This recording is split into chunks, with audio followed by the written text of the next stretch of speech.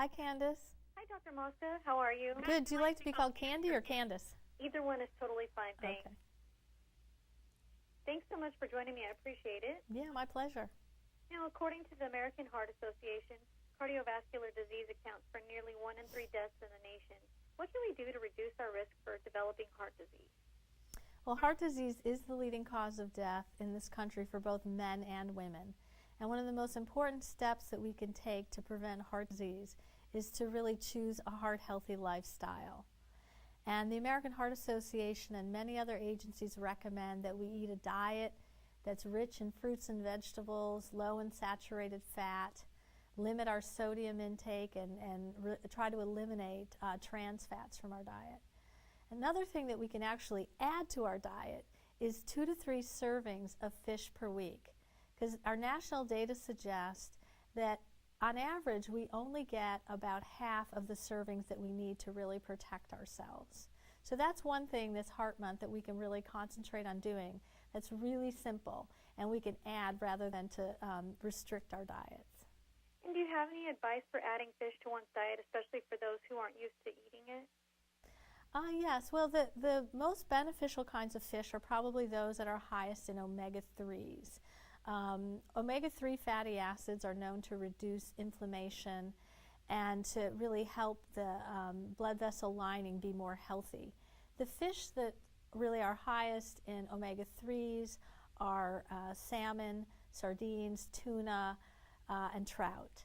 Those are some examples. But what I also think is important to focus on as we incorporate fish into our diet is the way that we prepare it. We want to make sure that we are baking, grilling, poaching, and avoiding frying fish. That could negate some of the health benefits. Another trick that we can do is just something very simple and convenient is canned tuna, for example. This is something that you can easily add to your salads, mix in with some pasta sauce, have on bread. So there's lots of different ways that we can try to meet that recommendation to have 2 to 3 servings per week.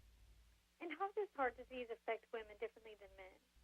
Well, heart disease is the leading cause of death for both men and women, but actually it turns out that more women die of heart disease every year compared to men. And that's partly because as we age, the rate of heart disease, the risk of heart disease goes up. And there are actually more women living longer, which is a good thing.